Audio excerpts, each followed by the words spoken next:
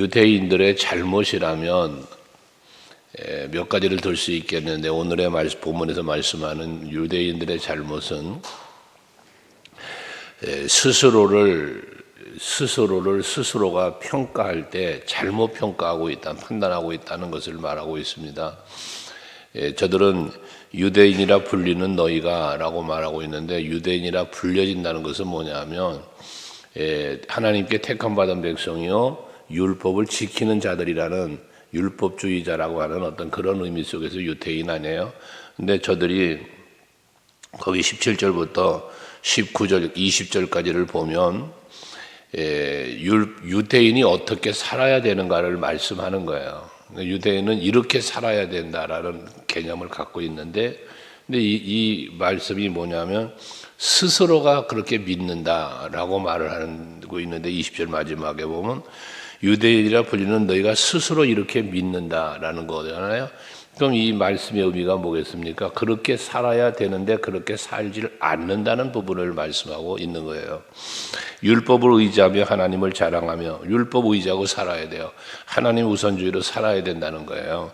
또 율법의 교훈을 받아서 하나님의 뜻을 알고 지극히 선한 것을 분간하며 그렇게 살아야 된다는 거죠. 계속해서 20절까지 내용이 다 그런 거거든요. 그렇지만 그들은 그렇게 살지 않고 스스로가 스스로를 의인이다, 나는 이런 걸 지키고 있다, 난 이렇게 살고 있다라고 스스로를 평가했다는 거예요. 스스로를 자랑했다는 것이죠. 하지만 이번 부분들에 대해서 예수님께서 뭐라고 말했습니까? 외식하는 자다라고 막 가증스러움을 이야기했잖아요. 가증스럽다는 게 뭐예요? 거짓되다는 거잖아요. 근데 유대인들이 그랬다는 거예요. 율법을 말하고 있어요. 이렇게 살아야 됨을 말하고 있어요. 하지만 그들은 그렇게 스스로는 그렇게 사는 줄 알았지만 아니라는 것이죠.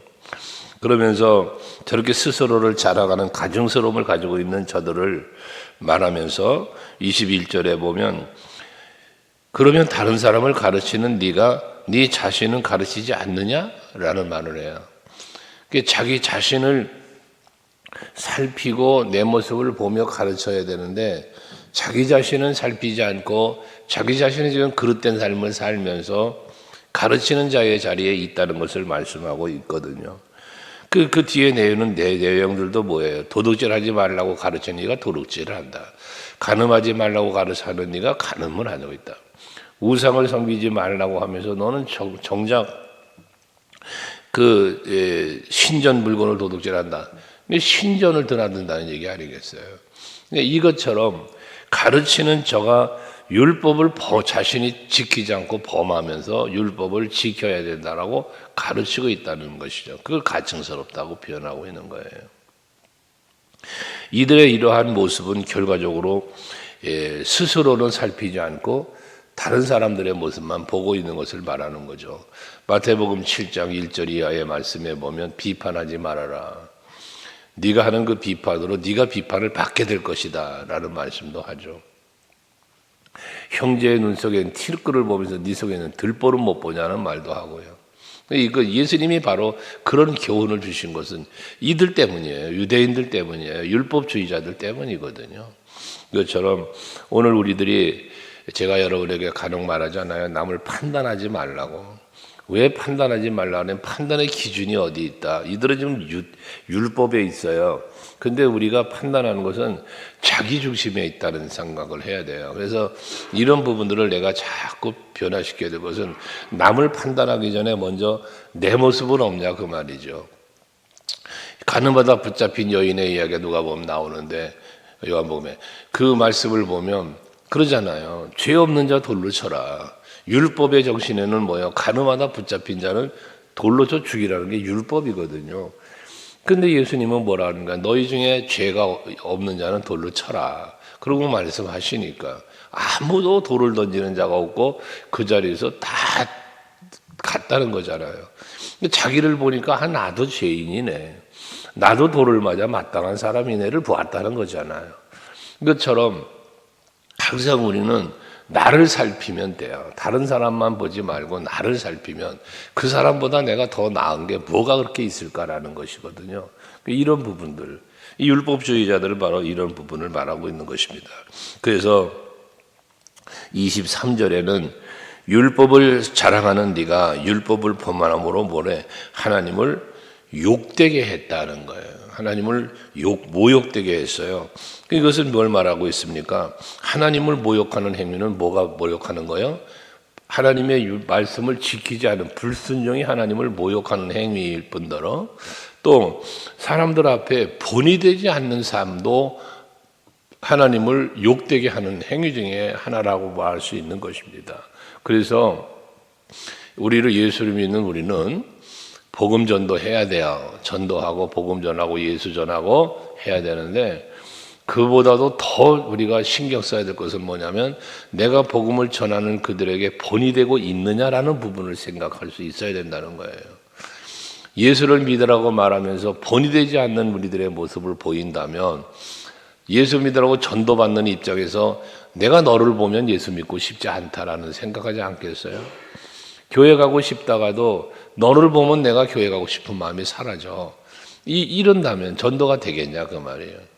지금 율법주의자들이 하나님을 욕되게 하는 것은 바로 이런 모습입니다. 우리 서강교회 성도들은 주변 이웃들에게 정말 그리스도인으로서의 본이 되는 삶을 살아서 여러분을 바라보는 많은 이웃들이 교회를 오고 싶은 마음이 생기도록 해주는 것.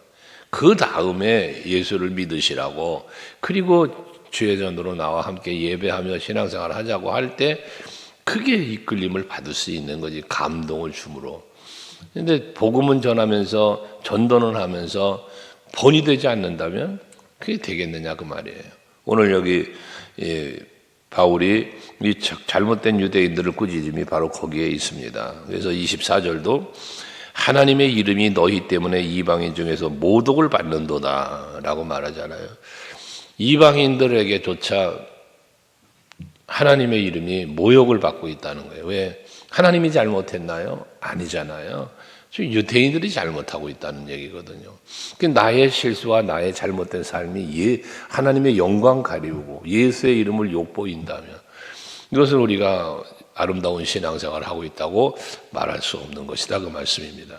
항상 여러분들이 하나님의 영광, 하나님의 기쁨 우리가 늘 슬로건으로 말하고 있던 부분들인데 이것이 여러분의 삶의 현장에서 나타나야 된다는 것이에요.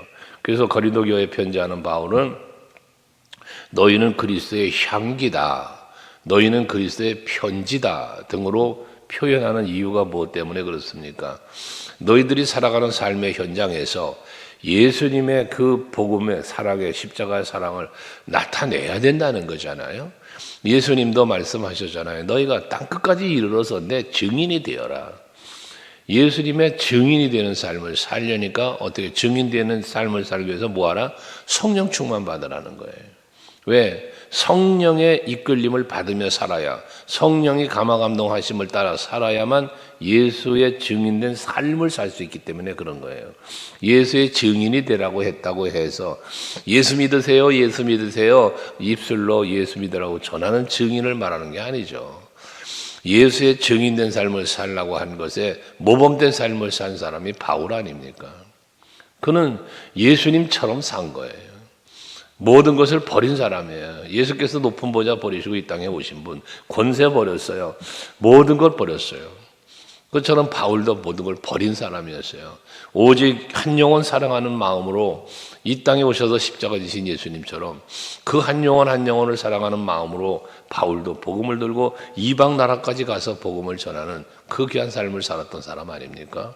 이게 바로 그리스도의 예수의 증인된 삶을 사는 그러한 모습이었다는 것이죠. 오늘을 살고 있는 우리들도 그러므로 정말 믿지 않는 모든 자들에게 본이 돼서 여호와의 이름을 예수의 이름을 욕보이지 않는 우리들이 되어야 할 것입니다. 또 여러분들이 받은 직분들이 있으시잖아요. 그 직분에 걸맞게 살아서 모범이 되는 믿는 자의 본이 되라는 교훈을 주지 않습니까? 항상 우리는 그런 마음을 갖고 살아야 돼요. 교회 생활도 교회 안에서도 내가 믿음의 사람으로 또 직분자로 모범이 되는 모습을 보이는 것, 이거는 매우 중요한 것입니다. 덕이라고 하는 그 덕도 그리스도인의 덕이 무엇이겠어요? 그 베드로사도 말하지만 믿음의 덕의 지식의 절제를 더하라 그러잖아요. 그 덕이 뭐겠어요? 그리스도인의 덕이 뭘까요? 예수님의 사랑을 실천하는 게 덕이죠. 그리스도인답게 사는 게 그리스도인의 덕이란 말이에요.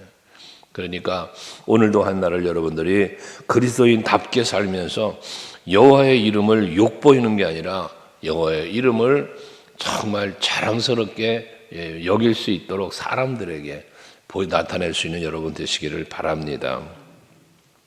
25절 이하에는 할례에 대해서 말씀하고 있는데 이 유대인들의 자랑거리는 할례였어요. 할례. 그러니까 이 할례를 받았다는 것은 무엇이 하나님과 우리와의 언약의 백성이 되었다는 거죠. 하나님과의 관계를 말하는 거거든요. 할례라고 하는 것은.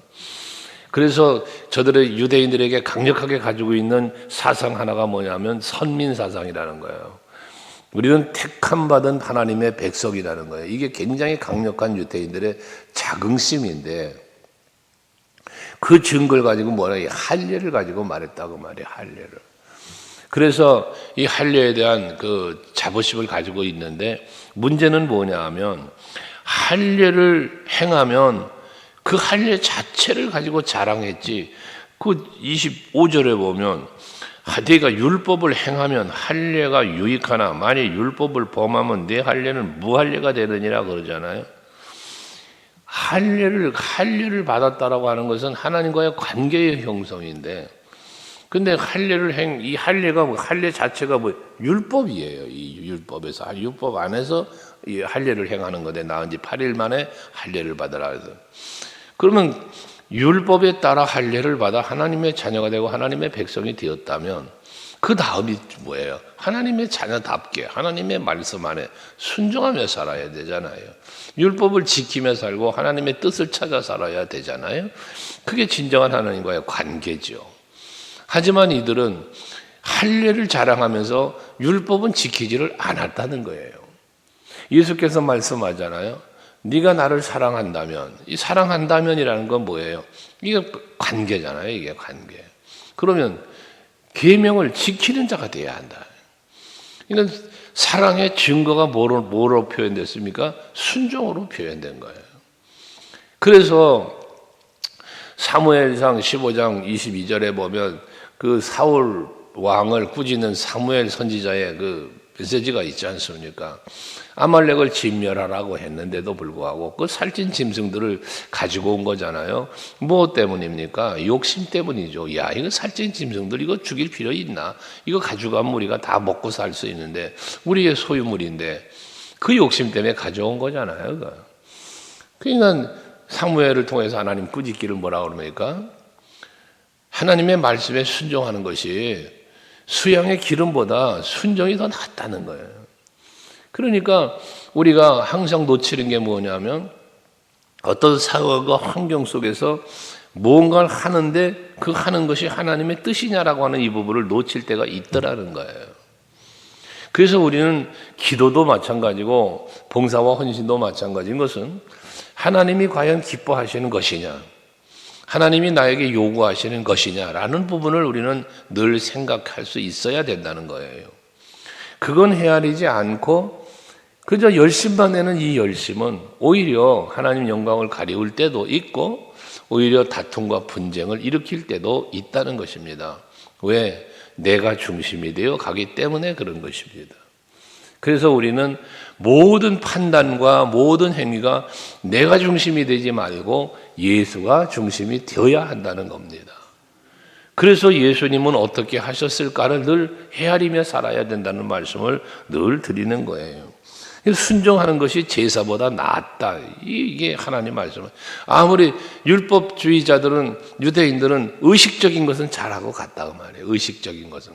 하지만 하나님이 요구하는 건 의식이 아니었어요.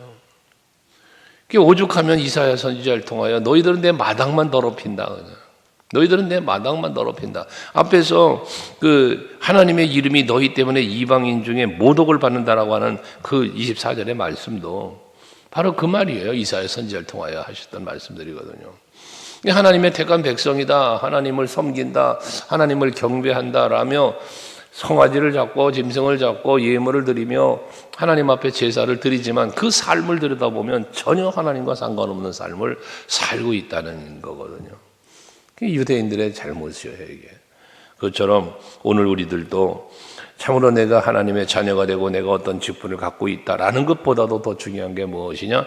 나는 과연 하나님의 말씀에 순종하고 살고 있느냐라는 부분을 헤아려 보아야 한다는 것입니다.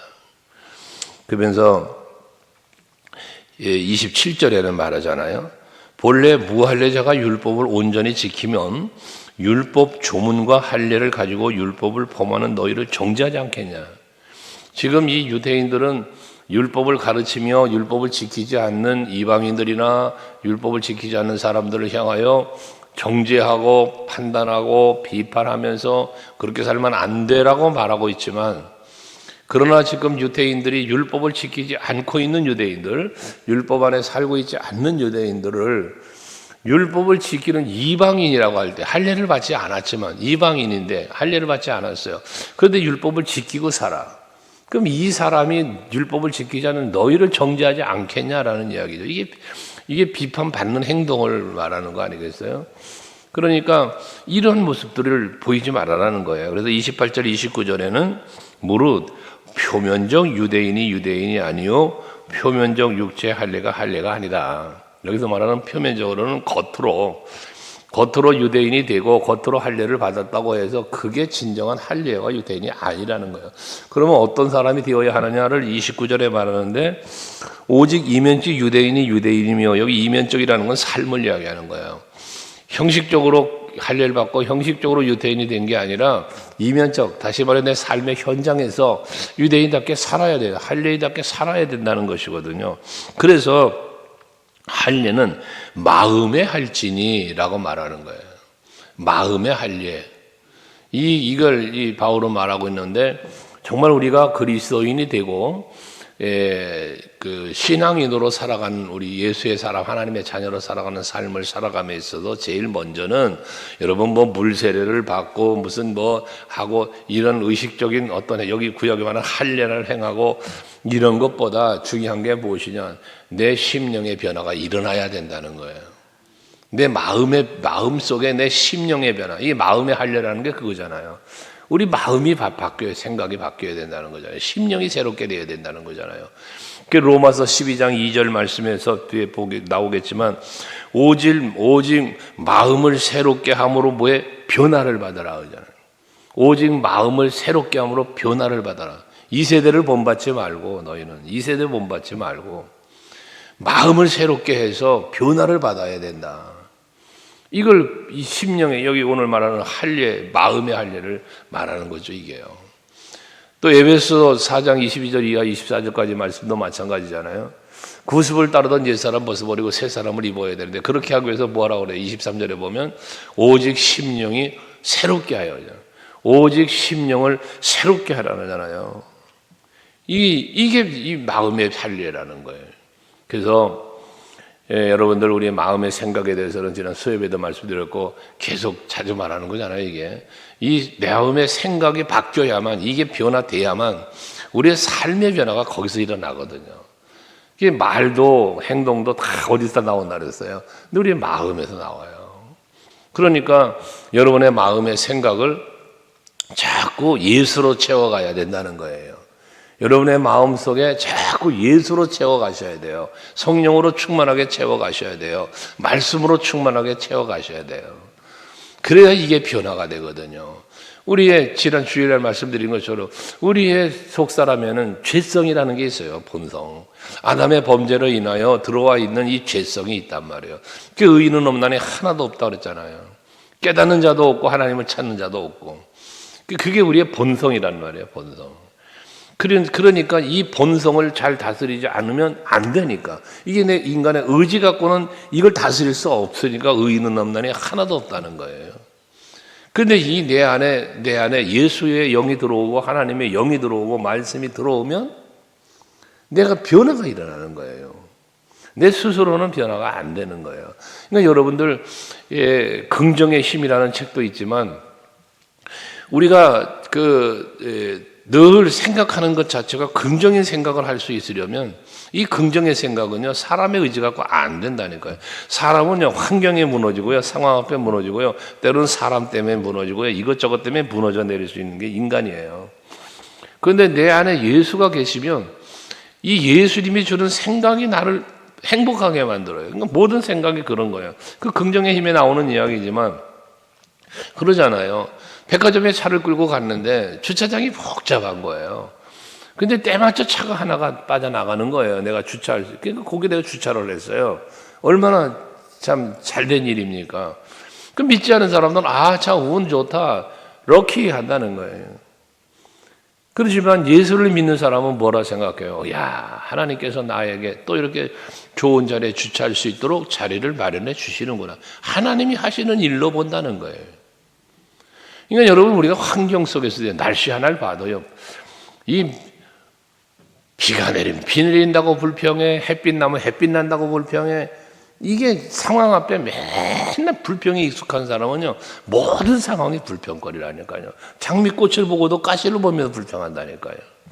이런 것들이에요. 항상 하나님이 하시는 일을 보면서 그 안에 내가 살고 있음을 보면서 그렇게 믿음으로, 긍정으로, 소망으로 살아가는 여러분이 되시자는 거거든요. 근데 그게 안 된다니까요. 그냥 그게 안 돼. 그래서 우리의 심령을 새롭게 해야 된다는 게 이 마음의 할례입니다. 마음의 할례.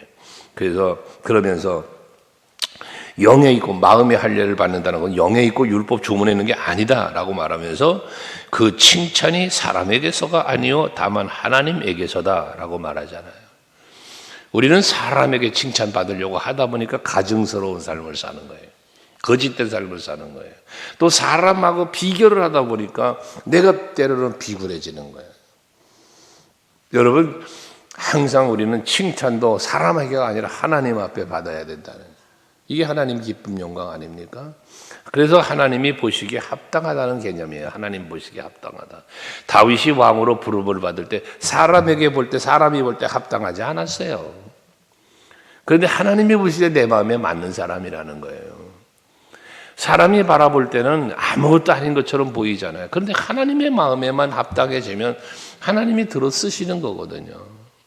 오늘 사실은 여러분, 하나님에게 합당하게 여김을 받고 하나님에게 칭찬을 받는 여러분 되시기 바라고, 더 나아가서는 물론 사람에게도 이웃들에게도 존중받을 수 있는 그런 그리스도인으로서의 삶을 살아가는 여러분 되시기를 바랍니다.